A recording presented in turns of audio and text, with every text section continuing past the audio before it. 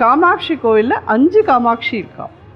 5 காமாட்சியில் வந்துட்டு நம்ம எப்பயும் பார்க்குற காமாட்சி ஒரு ரூபம், அவளுடைய பக்கத்திலேயே தபஸ் பண்ணிட்டு இருக்கிற காமாட்சி இருக்கா.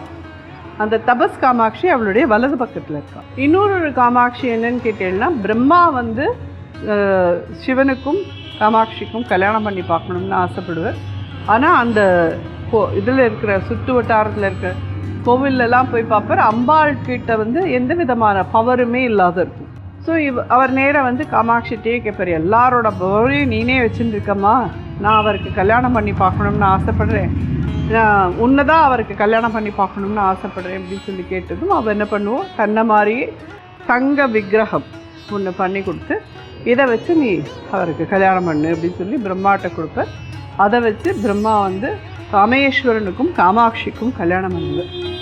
ஆனால் அந்த இதுதான் இன்றைக்கி தஞ்சாவூரில் பங்காரு காமாட்சியாக இருக்கா.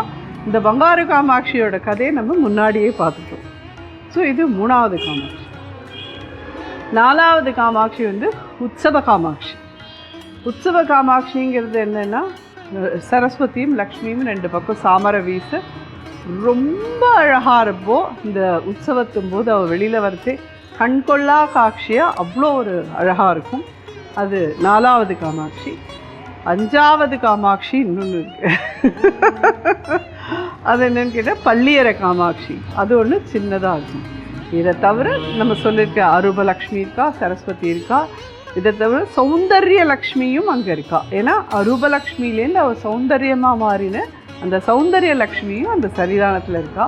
பிரம்மோற்சவம் முடிஞ்சு அதோட கடைசி நாள் அன்னைக்கு பார்த்தேன்னா எல்லா காமாட்சியும் ஒரே இடத்துல வைப்பா. அதுக்கு பேர் விஸ்வரூப தரிசனம் அப்படின்றது. அது வந்து தேவர்களுக்கு மட்டும் காமாட்சி கொடுத்த காட்சி அது. ஸோ அதை பார்க்கறதுக்கு நமக்கு எத்தனையோ ஜென்மாந்திர புண்ணியம் இருந்தால் தான் நமக்கு அதை போய் பார்க்க முடியும்.